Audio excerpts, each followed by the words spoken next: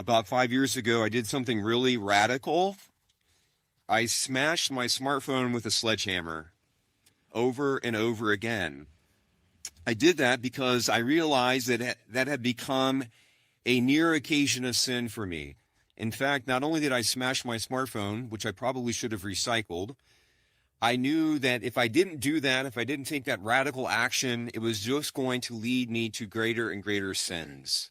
I also canceled my social media accounts, and if you've ever tried to do that, you know that they make it almost impossible to cancel right away. So they ask you over and over again, are you sure you want to cancel your social media account? Are you sure you want to get rid of Facebook? Do you want to keep your Facebook account active for 30 days just in case you change your mind? And so I spent an hour or so canceling and making sure that I could never get on Facebook again, or Twitter or Instagram and so forth.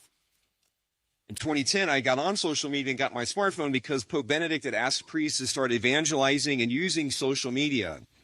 And I had done that, and I had 110,000 different followers on the various social media platforms. But I realized that it had become a near occasion of sin for me. It had become kind of like Frodo Baggins, if you're familiar with the Lord of the Rings. I had to throw the ring of temptation and ring of power into the fires of Mount Doom, because I knew it was just too overwhelming for me. I could not resist the temptations to pride. I was looking at my YouTube channel and seeing how many people were viewing my homilies. And then if it wasn't as many views the next week, then I would think, well, what did I do wrong? And I started preaching not to my parishioners, but to the national, international audience.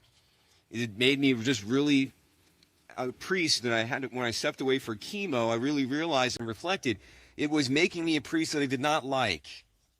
I was not proud of what I had been saying on social media and so forth. And so I knew that I had to get rid of my smartphone.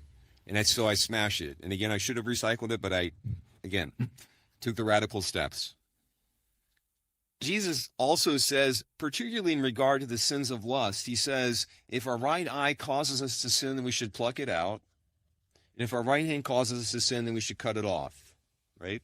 So pride is a worse sin than lust, but they're all deadly sins, right? And so again, a lot of us at times struggle with lust and the temptations to lust.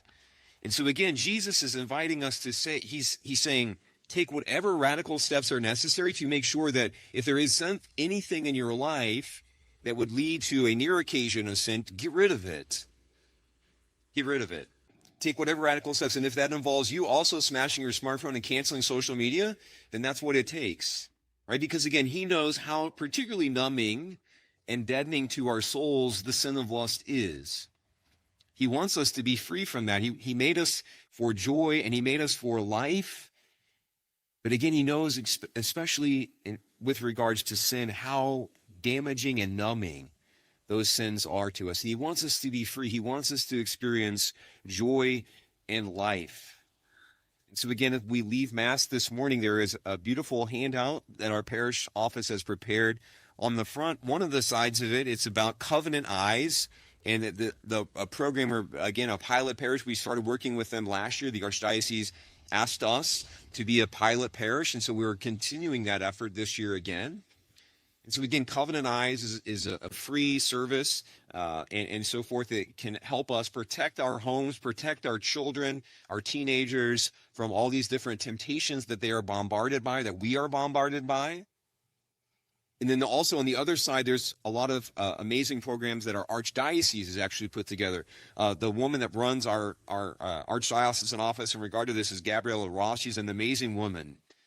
And so she has put a lot of effort into this. The thing on the other side of our handout is called My House. And so again, the Archdiocese is asking and is giving us, first of all, covenant eyes to protect our young people and ourselves, but then also the other, My House and so forth, for ways to recover if you are addicted to any sort of things that affect us in that way. I think we all start. I'll end with this. I think that it's just important in our gospel today. Jesus sees the apostles see Jesus' resurrected body. They see his glorified body, right? And I think, again, what that is a prefigurement of, as we'll say in our preface this morning, just in a couple of minutes, that glorified body is what God wants all of us to be having and we are resurrected from the dead, right? So all of us will receive our glorified body. And again, there's always this temptation to view other people as objects. But again, when we see our own resurrected body, but then also the resurrected body of those whom we've been tempted to lust against, then I think that we will recognize and be thankful that if we did avoid those sins, we'll be thankful for that. Again, the temptations are never a sin. We heard last week's gospel that Jesus was tempted in the desert. But again, those temptations are never sins, right? So what I try to do every time I'm tempted, whatever way it is, I just try to use that temptation as a prompting to pray.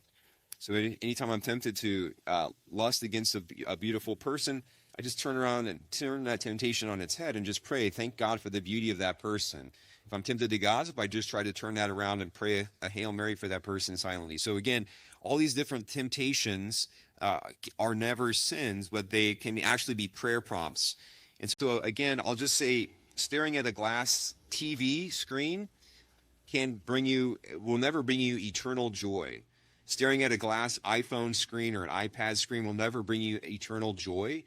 The only glass screen on this side of heaven that we can stare at and find eternal joy is the glass screen in a monstrance that has the Eucharist, Jesus's body, blood, soul, and divinity behind it. So again, we'll have that opportunity at the end of this Mass to stare at the glass screen that will give us eternal and everlasting joy.